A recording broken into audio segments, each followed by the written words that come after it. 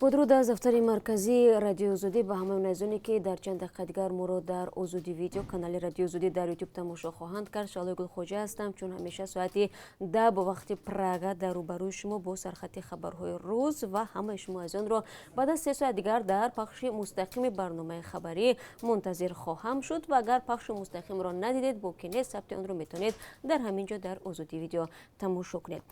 انتظار می‌رود که امروز بالاخره رفیع دادگاه الکساندر سیومین فردی متهم در تجاوز و کشتاری بی‌رحمانه هویدوی 5 ساله آغاز شود. پدر هویدو تیلوزاده به رادیو زودی گفت که رفیع در دادگاه ولایتی مسکو برگزار خواهد شد و او از دادگاه طلب دارد که گمانبر قتل دخترش را به حبس ابد محکوم کنند.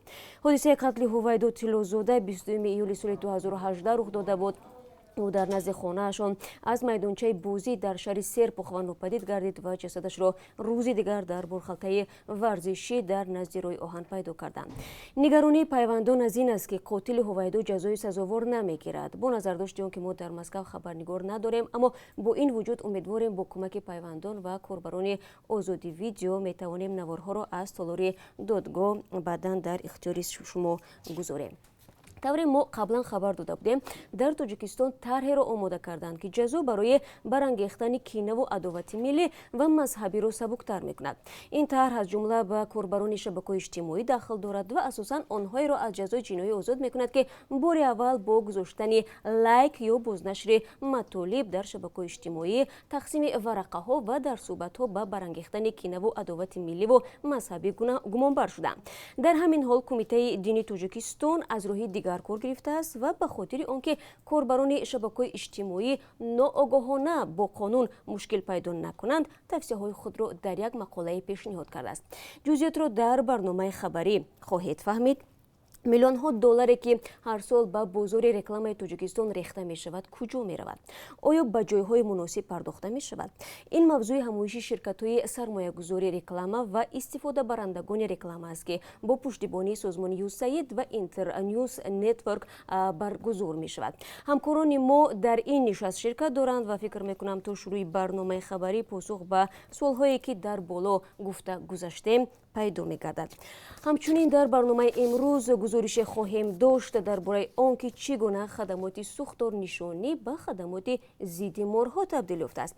عجیب این است که کارمندان خدمات روزی تخمینا 1 یا 2 دفعه درباره سوختار و کمش 100 دفعه درخواست بیرون کردن خزنده ناخوانده از منزل ها را دریافت میکنند.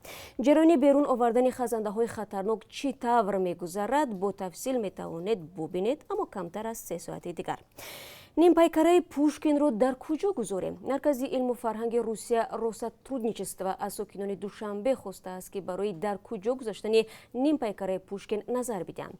این اداره خبر داده است که نیم پیکره پوشکین الکی به دوشنبه آورده شده است و با یاری ساکنان مکان موافقی را برای نصب آن انتخاب خواهند کرد. قرار است نیم پیکره پوشکین به مناسبت 220 سالگی زادروزی شاعر نصب کرده شود. و دختران فوتبال بازی توجیک به توشکان میروند. دسته منتخب دختران زیر 15 ساله تاجیکستان در قهرمانی سازمان فوتبال آسیای مرکزی که از 13 تا 16 سپتامبر در شهر توشکان برگزار می شود شرکت می‌ورزند. در این باره سامانه رسمی فدراسیون فوتبال تاجیکستان خبر می‌دهد و به اطلاع این منبع در سابقه مذکور دسته های منتخب دختران قرقیزستان، تاجیکستان، ازبکستان و ایران شرکت می‌کنند. در دایره قهرمانی کاف 2019 همگی 6 بازی دایر خواهد شد. و بینندگان عزیز، این تنها چند موضوعی بود که من برای شما توضیح دادم و البته تفصیلات این و دیگر خبرهایی که فکر میکنم تا 3 ساعت دیگر حتما به دست ما خواهد رسید شما میتونید در برنامه خبری تماشا کنید. ما شما را منتظریم. تا آن وقت برای کار میخواهیم.